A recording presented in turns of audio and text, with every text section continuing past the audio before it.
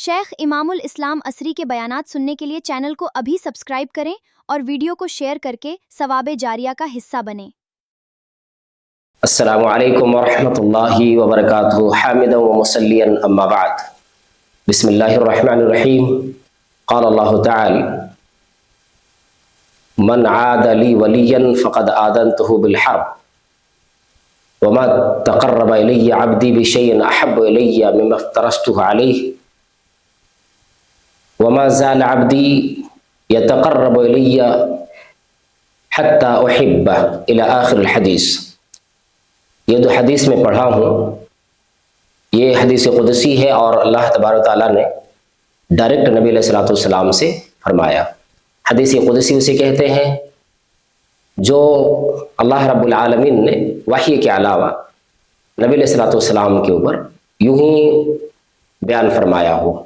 آپ صلی اللہ تعالیٰ علیہ وسلم فرماتے ہیں کہ اللہ رب العالمین نے فرمایا کہ جو کوئی میرے دوستوں سے، میرے ولی سے لڑائی کرے گا یا دشمنی رکھے گا تو میں اس کے لیے اپنی لڑائی کا یہ وعدہ کرتا ہوں، میں اس کو یہ کہتا ہوں کہ وہ مجھ سے جنگ کرنا چاہتا ہے۔ اللہ رب العالمین کے ولی سے یا اللہ تبارک و تعالیٰ کے چاہنے والوں سے، اللہ رب العالمین کے نیک بندوں سے دشمنی کرنا یہ بہت خطرناک چیز ہے، جس کی ذمہ داری اللہ رب العالمین نے خود لی ہے۔ بندہ جب اللہ رب العالمین کا پیارا ہو جاتا ہے اور اللہ کا قریبی بن جاتا ہے تو اللہ تبارک و تعالیٰ پھر اس کی حفاظت کی ذمہ داری لے لیتا ہے۔ اگر اس نیک بندے سے کوئی آدمی دشمنی کرتا ہے تو اللہ تبارک و تعالیٰ اعلان کرتا ہے کہ میں اس سے اعلان جنگ کرتا ہوں۔ اللہ اکبر۔ یہ حدیث سن کر کے آپ لوگوں کو اور مجھے بھی خوشی محسوس ہو رہی ہے، اور بہت ہی خوشی۔ اللہ تبارک و تعالیٰ ہم سب کو اللہ اپنے قریب بنائے، قریبی بنائے۔ اللہ رب العالمین نے فرمایا کہ بندہ میری قریبی حاصل کرنا چاہتا ہے، میری قربت اگر حاصل کرنا چاہتا ہے تو سب سے زیادہ میں اپنے قریب ایسے بندے کو بناتا ہوں جو بندہ میرے فرض کیے ہوئے اعمال سے جڑا ہوا ہوتا ہے۔ جو چیزیں میں نے فرض کر دیے ہیں ان اعمال کو میرے بندے اگر کر رہے ہوتے ہیں، میری بندی اگر کر رہی ہوتی ہے تو پھر میں ایسے بندے اور ایسی بندی کو اپنے قریبی بنا لیتا ہوں۔ وما زال عبدی یتقرب الی بالنوافل حتی احبہ۔ اللہ رب العالمین نے خود فرمایا کہ میرے بندے جب نوافل کے ذریعے سے، نفلی عبادات کے ذریعے سے، نفلی کاموں کے ذریعے سے جب میری قربت کو حاصل کرنا چاہتا ہے تو پھر میں اس سے محبت کرنے لگ جاتا ہوں۔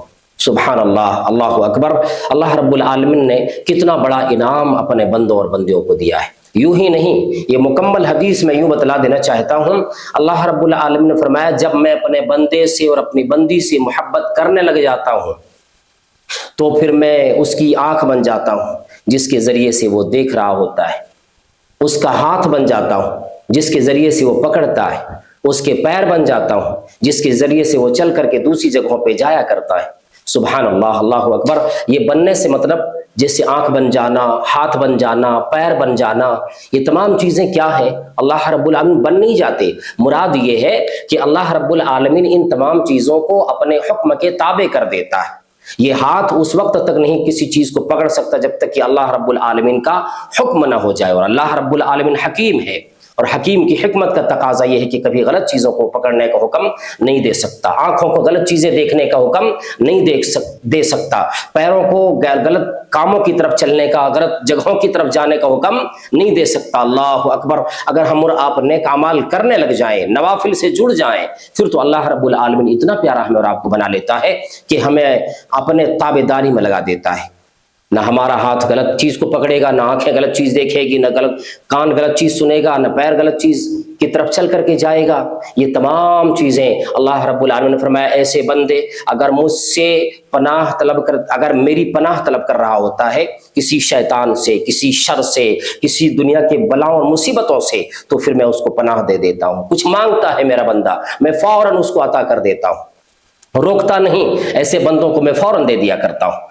یہ اللہ رب العالمین کا وعدہ ہے، اور ہم اور آپ جن ایام سے گزر رہے ہیں یہ انہی ایام میں سے ہے جب اللہ رب العالمین نے اس دنیا میں روزے کو فرض کیا، اور روزے کی عبادات میں سے اللہ رب العالمین کی جو عبادتیں ہیں وہ عبادات میں سے عبادت جو روزے ہیں یا پھر عبادتیں ہیں اس کی دو قسمیں بنتی ہیں.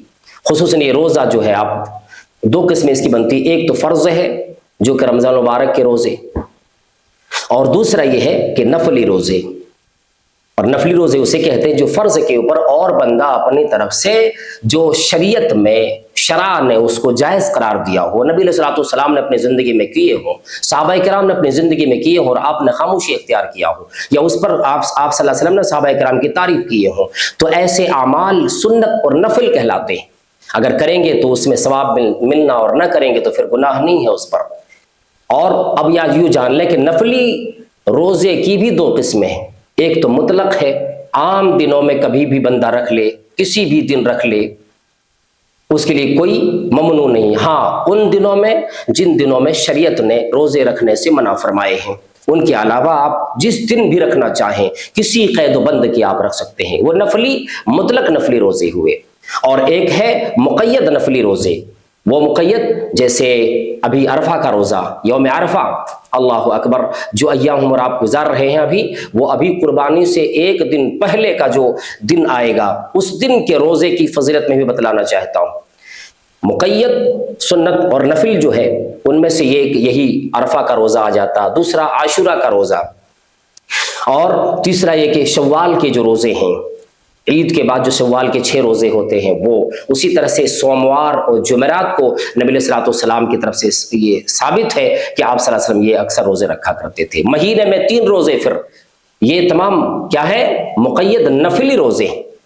یہ روزے اچھا اللہ کے نبی صلی اللہ علیہ وسلم نے فرمایا کہ صحابہ کرام سنو، یہ اگر کوئی بندہ عرفہ کا روزہ رکھ لیتا ہے لیکن یہ روزہ حاجیوں کے علاوہ ہے، جو کوئی حج کرنے کے لیے گیا ہو، ایسا نہیں کہ حج کر کے چلا آیا پھر اب وہ یہ روزے کبھی نہیں رکھ سکتے.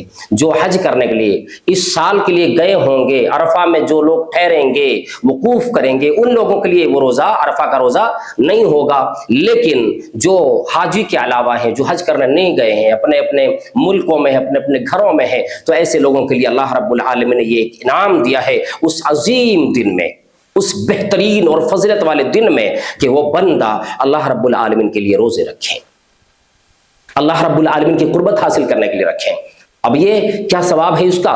اللہ کے نبی صلی اللہ علیہ وسلم نے فرمایا، حضرت ابو قتادہ رضی اللہ تعالیٰ عنہ سے روایت ہے کہ صیام یوم عرفہ احتسب علی اللہ ان یکفر السنۃ التي قبلہ والسنۃ التي بعدہ.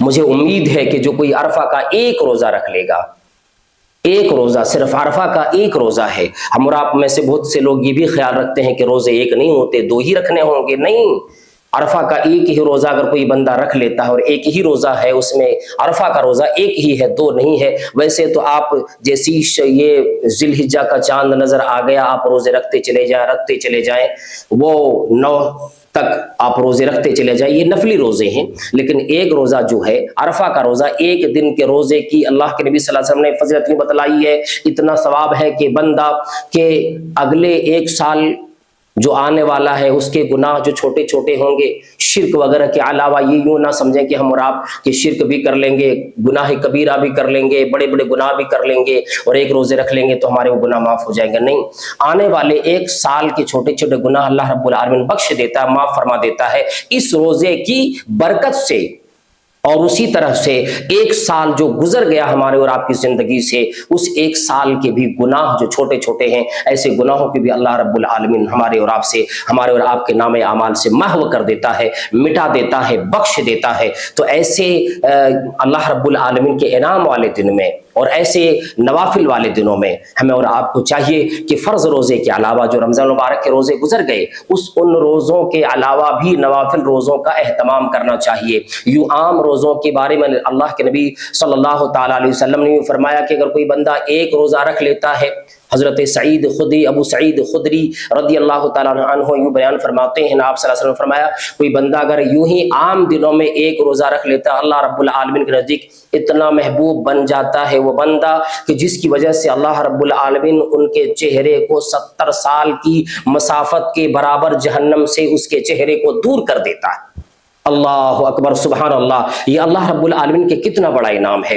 اور جس دن حاجی لوگ عرفات میں وقوف کریں گے، رب کریم جس دن جھانک کر کے عرفات کی طرف دیکھتا اور کہتا فرشتوں گواہ رہو، میں نے عرفہ میں جتنے لوگ ٹھہر رہے ہیں، جتنے لوگ وقوف کیے ہیں، جتنے لوگ آج گریہ زاری کر رہے ہیں، جتنے لوگ مجھ سے دعائیں کر رہے ہیں، میں نے تمام لوگوں کو بخش دیا ہے۔ سبحان اللہ، یہ اللہ رب العالمین کا اتنا بڑا انعام ہے۔ تو ہمیں اور آپ کو چاہیے، اگر ہم اور آپ نہیں جا سکے ہیں، اگر آپ نے حج نہیں کر سکے، نہیں جا سکے حج کے لیے، آپ اپنے اپنے گھروں میں ہیں، اپنے اپنے ملکوں میں ہیں، تو یہ ضروری ہے کہ ہم اور آپ روزوں کا اہتمام کریں۔ یوں ہی اپنی زندگی کو ایسے ہی ادھر ادھر گھوم کر کے ویسے بھی گزر جائے گا۔ اچھا، ایک بات اور بھی ہے، فرض روزے کے لیے نیت رات سے ہی ہوتی ہے۔ اگر آپ صبح اٹھے، سحری نہیں بھی کر پائے، اس کے بعد بھی آپ اگر روزہ رکھنا چاہیں تو دن میں بھی آپ اس کی نیت کر سکتے ہیں، لیکن شرط یہ ہے کہ آپ نے فجر کے بعد سے پھر کچھ کھایا پیا نہ ہو، اذان کے بعد سے کچھ کھایا پیا نہ ہو، تو آپ یہ روزے رکھ لیں۔ اللہ کے نبی صلی اللہ تعالیٰ علیہ وسلم مائی عائشہ صدیقہ رضی اللہ تعالیٰ عنہا سے پوچھتے تھے، عائشہ کچھ ہے کھانے کے لیے؟ آواز آتی تھی، اے نبی صلی اللہ علیہ وسلم، قسم ہے اس ذات کی جس نے آپ کو حق کے ساتھ نبی بنا کر کے بھیجا ہے، گھر میں سوائے پانی کے اور کچھ نہیں ہے۔ آج ہمارے اور آپ کے گھروں میں اللہ والوں کتنے انواع و اقسام پڑے رہتے ہیں، کتنی چیزیں ہیں کھانے کی، پینے کی، ساری نعمتیں اللہ رب العالمین کی ہیں، پھر بھی ہم اللہ رب العالمین کی عبادت سے دور ہوتے چلے جا رہے ہیں۔ پیارے نبی صلی اللہ علیہ وسلم پوچھتے تھے، عائشہ کچھ ہے؟ آواز آتی تھی، قسم اللہ کی، والذی بعثک بالحق ما عندی الا ماء، اللہ کے نبی صلی اللہ علیہ وسلم قسم ہے اس ذات کی جس نے آپ کو حق کے ساتھ بھیجا ہے، گھر میں پانی کے سوا کچھ نہیں ہے۔ آپ صلی اللہ علیہ وسلم تسلی دلانے کے لیے مائی عائشہ رضی اللہ تعالیٰ عنہ سے فرماتے تھے، عائشہ غم نہ کرو، میں نے روزے کی نیت کر لی ہے، میں نے روزے کی نیت کر لی ہے۔ اللہ اکبر، آج ہمارے لیے ساری چیزیں موجود ہیں، تمام چیزیں مہیا ہیں، پھر بھی آج روزے سے، اللہ رب العالمین کی عبادات سے، نوافل سے، فرائض سے سارے بندے دور ہوتے چلے جا رہے ہیں۔ اللہ رب العالمین ہمیں اور آپ کو نیک عمل کی، خیر اعمال کرنے کی توفیق عطا فرمائے، اور اللہ تبارک و تعالیٰ سے یہ دعا کرے اللہ رب العالمین ہماری زندگی کو نیک اعمال میں گزارنے کی توفیق عطا فرمائے، جب تک ہماری زندگی ہے اسلام پر، ایمان پر زندہ رکھے، جب خاتمہ ہو تو خاتمہ بالخیر، اسلام پر اور ایمان پر خاتمہ ہو۔ آمین۔ السلام علیکم ورحمۃ اللہ وبرکاتہ۔